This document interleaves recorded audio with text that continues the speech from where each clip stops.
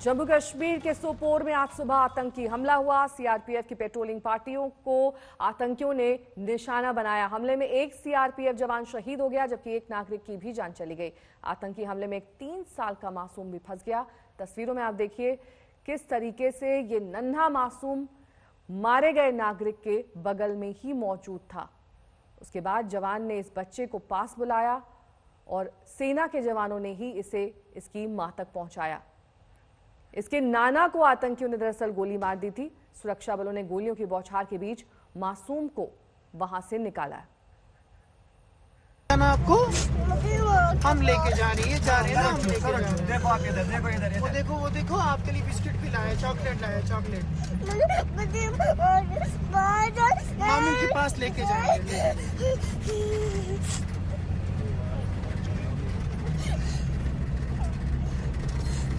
आपको हम लेके जा रहे हैं ना, हम लेके जा रहे हैं। देखो आप इधर, देखो इधर, वो देखो आपके लिए बिस्किट भी लाया, चॉकलेट लाया, चॉकलेट मामू के पास लेके जाएंगे।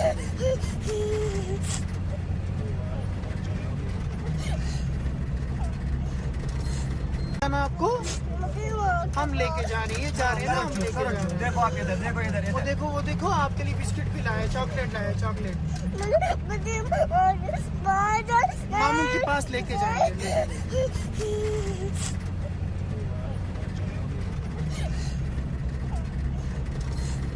आपको हम लेके जा रहे हैं ना, हम लेके जा रहे हैं। देखो आप इधर, देखो इधर, वो देखो आपके लिए बिस्किट भी लाया, चॉकलेट लाया, चॉकलेट मामू के पास लेके जाएंगे। कश्मीर से आई ये तस्वीर हर किसी को दर्द से भर देगी। महज 3 साल के इस बच्चे का रो रो कर बुरा हाल है। ये बच्चा बार बार अपनी माँ के पास जाने की जिद कर रहा है। इसकी आंखों के सामने जो घटा है वो दिल दहला देने वाला है। कायर आतंकियों ने मासूम के सामने ही उसके दादा की जान ले ली। इंसान से शैतान बन चुके आतंकियों ने इस बच्चे को भी मारने की कोशिश की, लेकिन सुरक्षा बलों ने इसे जान पर खेल कर बचा लिया। सीना चीर देने वाली ये तस्वीरें हम आपको पूरी तरह तो नहीं दिखा सकते हैं, लेकिन इतना बता सकते हैं कि ये बच्चा अपने दादा के सीने पर बैठा है। दादाजी आतंकियों की गोली का शिकार होकर दम तोड़ चुके हैं। सोपोर में आतंकी हमले के बीच दादा और पोता फंस गए। आतंकियों की गोली ने मासूम के दादा की सांसें छीन ली। दोनों ओर से फायरिंग के बीच बच्चा अपने दादा के शव पर रोता रहा। बच्चे को बचाने के लिए सुरक्षा बलों के जवान आगे आए। देखिए इस तस्वीर में झाड़ियों में पीछे एक जवान बच्चे को अपने पास बुला रहा है। आपको हम लेके जा रहे हैं ना, हम लेके जा रहे हैं। देखो आप इधर, देखो इधर, वो देखो आपके लिए बिस्किट भी लाया, चॉकलेट लाया, चॉकलेट बच्चे को सुरक्षा बलों ने अपनी हिफाजत में रखा। उसे चुप कराने के लिए चॉकलेट बिस्कुट दिए और घर सही सलामत पहुंचाया। आतंकवाद क्या होता है, हथियार क्या होते हैं, इस मासूम को क्या पता। एक बच्चे ने आतंकियों का क्या बिगाड़ा था जो उसके सामने ही उसके दादाजी की जिंदगी छीन ली। सोपोर में सुरक्षा बलों के खिलाफ साजिश। आज एक बार फिर सोपोर में आतंकियों ने सीआरपीएफ की पेट्रोलिंग पार्टी को निशाना बनाया। सीआरपीएफ के मुताबिक आतंकियों ने मस्जिद के ऊपर से घात लगाकर हमला किया। हमले में सीआरपीएफ काफिला और उसके पीछे आ रही कार इसकी जद में आ गई। आतंकियों ने पेट्रोलिंग पार्टी पर घात लगाकर हमला किया। सुरक्षा बलों ने भी आतंकियों को जवाबी कार्रवाई कर मुंह तोड़ जवाब दिया। इस हमले में सीआरपीएफ के एक जांबाज जवान शहीद हो गए और एक स्थानीय नागरिक की भी मौत हो गई, जबकि 3 जवान घायल हो गए। जम्मू कश्मीर में सुरक्षा बलों की तरफ से चुन चुन कर आतंकियों के सफाये का अभियान जारी है। हर दिन एनकाउंटर में सुरक्षा बलों के जवान आतंकियों को उनके अंजाम तक पहुंचा रहे हैं। आतंकियों को लगातार निशाना बनाया जा रहा है। आतंकी जैसे ही अपनी साजिश को अंजाम देने की सोचते हैं, हमारे जवान उन्हें दोजक में भेज देते हैं।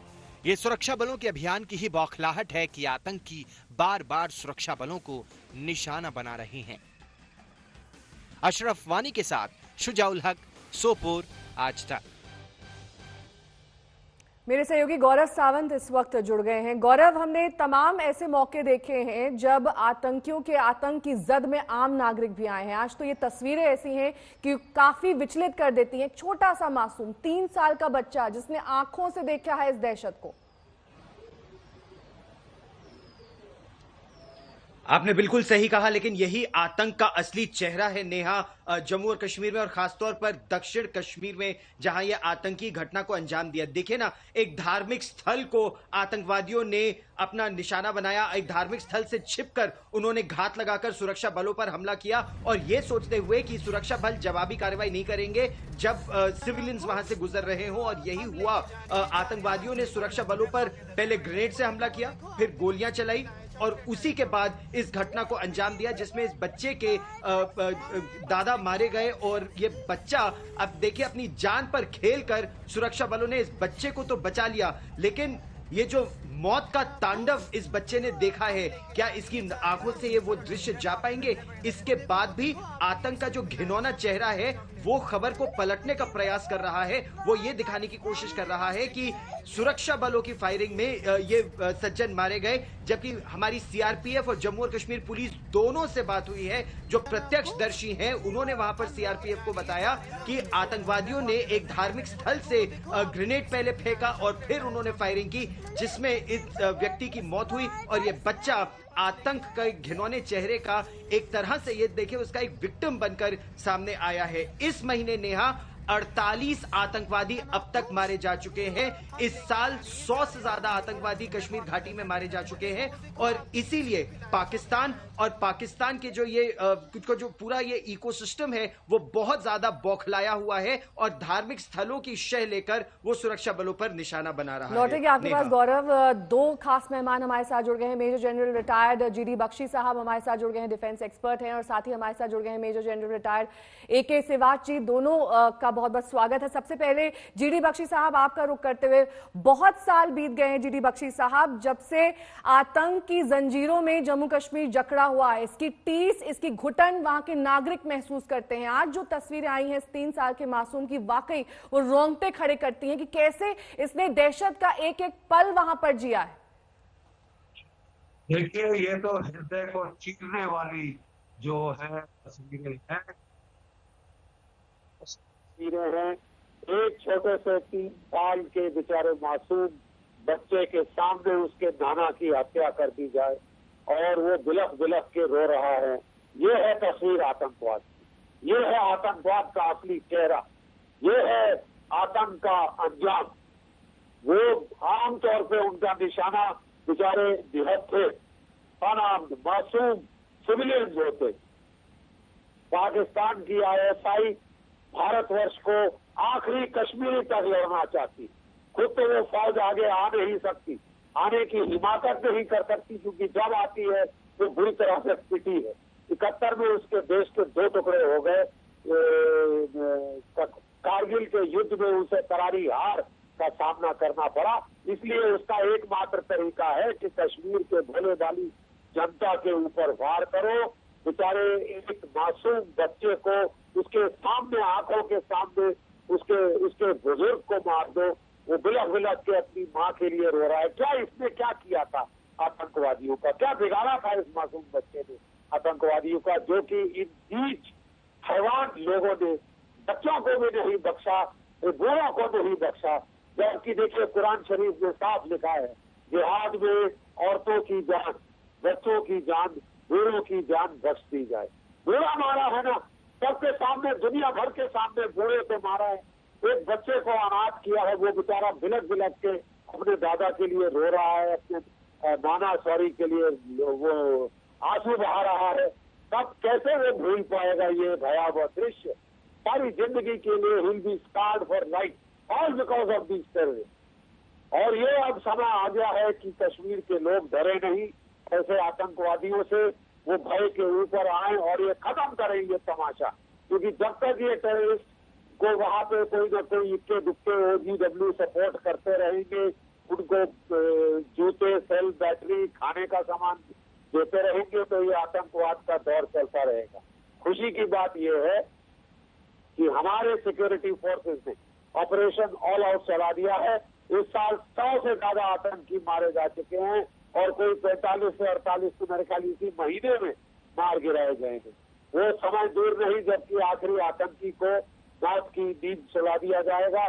बड़ी डेस्परेट कोशिश कर रहा है पाकिस्तान कि किसी तरह सीमा पे फायरिंग करे और शेलिंग करे और शेलिंग के आड़ में वो और आतंकी अंदर भेजे ताकि इस तरह और बच्चे, इस तरह और बूढ़े और औरतें मारी जा सकें और ये कश्मीर में दौर चलता रहे, क्योंकि पाकिस्तान ने खिलाफत वहां पे एस्टैब्लिश करने का सपना बना रखा है। एक वहां पे एक खलीफेट को बनाने का सपना बना रखा है। इसके लिए वो पूरे कश्मीरी मर भी जाए उसे फर्क नहीं पड़ता। असली में उसको चाहिए वो पानी है जो नदियां निकलती है कश्मीर से, वो हथियाना चाहता है। And for that it is prepared to fight India to the last Kashmir, to the last Kashmir. ये अब दुनिया के सामने प्रत्यक्ष प्रमाण है, और क्या चाहिए कबूल। बिल्कुल। AK सिराज जी, आपका रुख मैं करना चाहूंगी। मुझे याद नहीं पड़ता कब ऐसा मौका आया हो जब भय मुक्त हवा में कश्मीरियों ने सांस ली हो, जब वो बाजार बिना किसी डर के गए हों, जब वो रात में गोलियों की आवाज ना सुनते हों, जब वो सुबह आंख खुलते ही इस तरह का दृश्य ना देखते हों। कब वो ऐसा मौका आएगा? इतने सारे आतंकवादी पाकिस्तान की तरफ से प्रायोजित किए जाते हैं, दूसरी तरफ उनके सैनिकों की संख्या बढ़ा दी गई है, तीसरी तरफ चीन से भी हाथ मिला रहे हैं। ऐसे में जो ये योजना बन रही है पूरी पाकिस्तान की ओर से, उससे कब तक जम्मू कश्मीर निपटता रहेगा? बिल्कुल ठीक बोला नेहा। देखो, पहली बात तो यह है कि आज जो दृश्य देखा है ये है टेररिज्म का असली रूप, जहां पर बूढ़े बच्चे बिलखते हैं और ये सब आतंकवाद का एक प्रकार से एक विक्टिम है।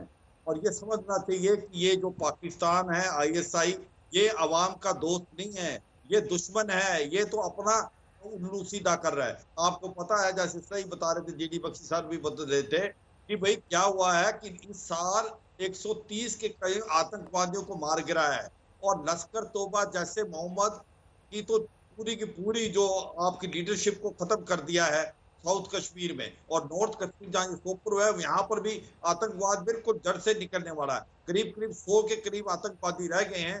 तो अब जिस प्रकार से ऑल आउट ऑपरेशन चला हुआ है, तो उस हिसाब से इस स्पीड से, जिस स्पीड से आतंकवादियों को मार गिराया जा रहा है, तो वो समय दूर नहीं आतंकवाद से मुक्त हो जाएगा। और लोग आने लगे हैं। ये जब एब्रोगेशन हुआ आर्टिकल 370, 35A, और ये हुर्रियत जो है बिल्कुल साइड ट्रैक हो गई है, OGW का बिल्कुल नामो निशान मट गया है, तो लोग आ रहे हैं और इंफॉर्मेशन दे रहे हैं आतंकवाद के बारे में। तो एक प्रकार ये उल्टी गिनती इनकी शुरू हो गई है। और जैसे जैसे डेवलपमेंट आता रहेगा कश्मीर में, और उसी प्रकार से यह आतंकवाद साफ होता रहेगा। ये जो पाकिस्तान का एक प्रकार से जो दूसरा रूप है, ये अभी ज्यादा देर नहीं चलेगा कश्मीर के अंदर। लोगों को असलियत पता लगी है कि ये जो ISI और पाकिस्तान की आर्मी इनके साथ कितना बड़ा धोखा कर रही है, और ये हुर्रियत के बारे में भी पता लग गया। तो अब जो बात हो रही है कि जिस प्रकार स्पीड से ऑल आउट ऑपरेशन हो रहा है और आतंकवादी मारे जा रहे हैं,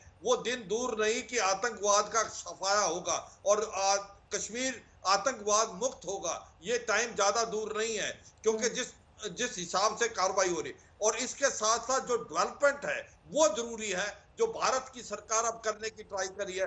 हॉर्टिकल्चर, कॉटेज इंडस्ट्री, होटल्स, ये आए जिससे लोगों को एक प्रकार से एम्प्लॉयमेंट मिले और टेररिज्म की तरफ ना जाए। जो साउथ कश्मीर में रेडिकलाइजेशन हो रहा था यूथ का, वो भी बहुत कम हो गया है। लोगों को समझ आ गई है कि ये आपको जो है एक प्रकार से मूर्ख बना के आपको आतंकवाद के अंदर झोंका जा रहा है, और ये जो है आपके फायदे के लिए नहीं है। ये जो भी हो रहा है अभी आतंकवाद के अगेंस्ट, जो मल्टी प्रोंग स्ट्रेटेजी अपनाई है भारत की फौज ने और भारत की गवर्नमेंट ने, वो अब एक रंग ला रही है। और धीरे धीरे तो ये जो आज कार्रवाई की आतंकवाद ने, ये दिखलाती है ये कितने बुखलाए हुए हैं, कितने बुखला गया ISI और पाकिस्तान की आर्मी। वो चाह रहे हैं लाइन ऑफ एक्चुअल कंट्रोल को एक्टिवेट करें, टेररिस्ट को भेजने करें। अब यहाँ तो टेररिस्ट रहे नहीं, अल बदर को एक्टिवेट कर रहे हैं। जैसे मोहम्मद, लश्कर तौबा और हिजबुल मुजाहिदीन और जैसे के जो टेररिस्ट हैं, वो आना मना कर रहे हैं। उनका कोई लीडर नहीं बनना चाहता। उनको पता है अगर लीडर बन गए तो आपको अगले दिन खत्म कर दिया जाएगा। तो अब ये अल बदर को अपनाने की कोशिश कर रहे हैं, उसको उठाने की कोशिश कर रहे हैं, और उसके अंदर चीन भी शामिल हो गया है। बड़ी अचंभे की बात है, चीन और पाकिस्तान दोनों इकट्ठे मर के अल बदर, जो कि अफगानिस्तान में भी लड़ा था, कारगिल की लड़ाई में, तो एक प्रकार ये आतंकवाद का बहुत गिनोरा चेहरा है। एक तरफ चीन, दूसरी तरफ पाकिस्तान, ये दोनों पड़ोसी भारत के खिलाफ नई साजिश रच रहे हैं। एलएसी पर चीन की सेना इतनी बेदम हो गई है कि वो आतंकियों की आड़ ले रही है। सूत्रों के हवाले से खुलासा हुआ है कि चीन पाकिस्तान के साथ मिलकर दूसरा मोर्चा खोलना चाहता है। भारत इस जहरीली जोड़ी से एक साथ निपटने के लिए तैयार है।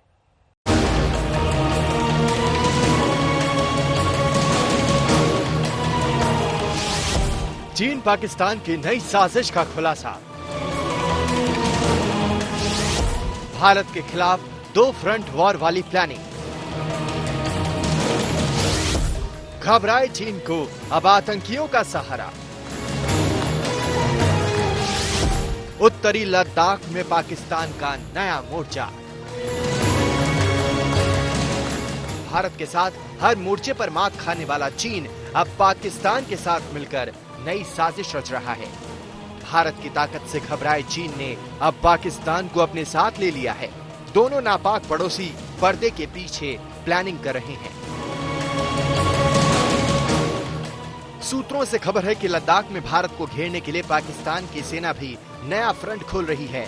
पाकिस्तान ने एलओसी पर गिलगिट बाल्टिस्तान में सेना की 2 टुकड़ियों को शिफ्ट किया है। पूर्वी लद्दाख में चीन ने भारत को उलझाया है, तो उत्तरी लद्दाख की तरफ से पाकिस्तान ने 20,000 अतिरिक्त सैनिक की तैनाती कर दी है। पाकिस्तान चीन का ऑल वेदर फ्रेंड है, यानी हर मुमकिन कोशिश ये होती है, चाहे मौलाना मसूद अजहर हो या फिर किसी तरह का अटैक हो, उसमें हमेशा समर्थन दिया है चीन ने। और अब जबकि भारत और चीन के बीच में तनाव बढ़ता जा रहा है, पाकिस्तान इसका मौका नहीं छोड़ना चाह रहा है। और इसी वजह से चीन के साथ साथ पाकिस्तान ने भी अपना बिल्डअप नॉर्दर्न लद्दाख की तरफ किया है। लेकिन भारतीय सेना की तैयारी पूरी है और इस वक्त सभी चौकन्ने हैं। भारत के खिलाफ जोर आजमाइश में चीन इतना डर गया है कि वो पाकिस्तान के पाले आतंकियों को भी अपने साथ लेना चाहता है। सूत्रों से खबर है कि चीन की सेना अल बदर के आतंकियों से बातचीत कर रही है। चीन पाकिस्तान के पालतू आतंकियों के जरिए जम्मू कश्मीर में हिंसा फैलाना चाहता है ताकि भारत की मुश्किलें बढ़े। चीन की सेना लगातार पाकिस्तान की खुफिया एजेंसी के संपर्क में है। चीन के इशारे पर पाकिस्तान की खुफिया एजेंसी बैट हमले की फिराक में है। इसके लिए आतंकियों को भी तैयार किया जा रहा है। चीन ने लगातार भारत को बार बार धोखा दिया है और उसी बीच में खबर ये भी आ रही है कि एक तरफ जहां पे वो डी एस्केलेशन की बात कर रहे हैं एलएसी पे, दूसरी तरफ उनकी एक और साजिश चल रही है, वो भी पाकिस्तान के आतंकी गुटों के साथ। एक तरफ वो कोशिश कर रहे हैं कि बातचीत से डी एस्केलेशन की जाए, यानी वो पैर पसार रहे हैं एलएसी में, गलवान के साथ साथ बाकी इलाकों में, और दूसरी तरफ वो एक साजिश रच रहे हैं पाकिस्तान के साथ। चीन चाहता है कि कश्मीर का माहौल खराब कर भारतीय सेना को दूसरे फ्रंट पर उलझाया जाए। इसके लिए कश्मीर में करीब 100 पाकिस्तानी आतंकियों की घुसपैठ का भी प्लान चीन के दिमाग में चल रहा है। पाकिस्तान में अल बदर के आतंकियों को फिर से सक्रिय करने की खबर पहले ही आ चुकी है। अब चीन की सेना का अल बदर के आतंकियों से बातचीत करना तस्वीर को और साफ कर रहा है। भले ही चीन और पाकिस्तान 2 फ्रंट वॉर वाली साजिश रच रहे हों, लेकिन भारत की सेना दोनों फ्रंट पर मुंह तोड़ जवाब देने के लिए पूरी तरह तैयार है। दिल्ली से कमलजीत संधू के साथ आज तक ब्यूरो। एलएसी पर तनाव कम करने के लिए कल भारत और चीन के बीच 12 घंटे लंबी वार्ता हुई। सूत्रों के हवाले से खबर है कि 12 घंटे की बातचीत के बाद भी कोई बात नहीं बन पाई। एलएसी के 4 पॉइंट्स पर दोनों देश के सैनिक आमने सामने।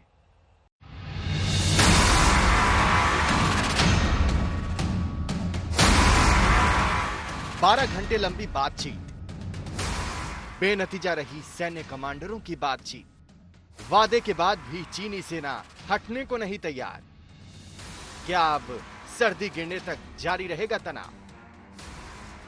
भारत और चीन के सैन्य कमांडरों के बीच 12 घंटे से भी लंबी चली मैराथन बातचीत के नतीजे को लेकर हालांकि अब तक कोई आधिकारिक बयान तो सामने नहीं आया है, लेकिन आज तक को सूत्रों से मिली जानकारी के मुताबिक सैनिक पीछे हटने की प्रक्रिया को लेकर इस बातचीत में कोई ठोस नतीजा सामने नहीं आया। आज तक को सूत्रों से मिली जानकारी के मुताबिक इस बातचीत का मुख्य फोकस पैंगोंग त्सो का फिंगर 4 इलाका था। इस वार्ता से 3 चीजें उभर कर सामने आई। पहला, सैनिकों के पीछे हटने की प्रक्रिया कैसे शुरू हो, इस पर कोई सहमति नहीं बन पाई।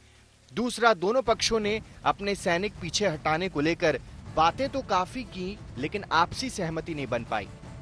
तीसरा, पेट्रोल पॉइंट 14 समेत कुछ इलाकों से दोनों तरफ से सैनिक पीछे हटे थे, लेकिन वो सिर्फ सांकेतिक ही साबित हुआ। ऐसे में जब करीब 12 घंटे लंबी बातचीत का कोई ठोस नतीजा नहीं निकल पाया, उम्मीद जताई जा रही है कि आने वाली सर्दी ही इस तनाव को ठंडा कर सकती है, क्योंकि इस इलाके में सर्दी में सैनिकों के लिए पेट्रोलिंग मुश्किल हो जाएगी और सैनिकों को मजबूरी में अपने ठिकानों पर लौटना होगा। तब तक इस तरह की बातचीत जारी रहने की उम्मीद है, ताकि हालात और खराब ना हों। आज तक कुछ सूत्रों से मिली जानकारी के मुताबिक सैनिक हटाना तो दूर, उल्टे चीनी तरफ एलएसी पर पिछले 72 घंटों में सैनिकों का जमावड़ा और बढ़ा है। चीन ने अपने और सैनिक वहां तैनात कर लिए हैं।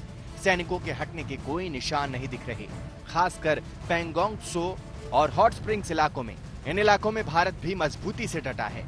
जिस तरह से दोनों तरफ से सैनिकों का जमावड़ा बढ़ा है, वो आपसी भरोसे की कमी साफ दिखलाता है। वैसे भी चीन पर भरोसा करना काफी मुश्किल है। चीन की एक हमेशा से खासियत रही है, और खासियत ये रही है कि वो हमेशा अपने क्लेम लाइन को आगे बढ़ा चढ़ाकर बताता है। उनके प्रधानमंत्री ने 59 में हमारे प्रधानमंत्री को एक नक्शा दिया था जो तकरीबन इतना बड़ा था, और इस नक्शे के ऊपर उन्होंने अपनी क्लेम लाइन मार्क कर रखी थी कि ये हमारी क्लेम लाइन है। अब इस नक्शे को अगर आप जमीन पर उतारने का प्रयत्न करेंगे तो कहीं ना कहीं उसमें गड़बड़ जरूर है, और इसी गड़बड़ का वो लोग फायदा उठाते हैं। पूर्वी लद्दाख में भारत और चीन के बीच इस समय 4 पॉइंट्स पर तनाव है। पैंगोंग त्सो में finger 4 ridgeline, Galwan valley patrol point 14, hot springs में पेट्रोल पॉइंट्स 15 और 17A।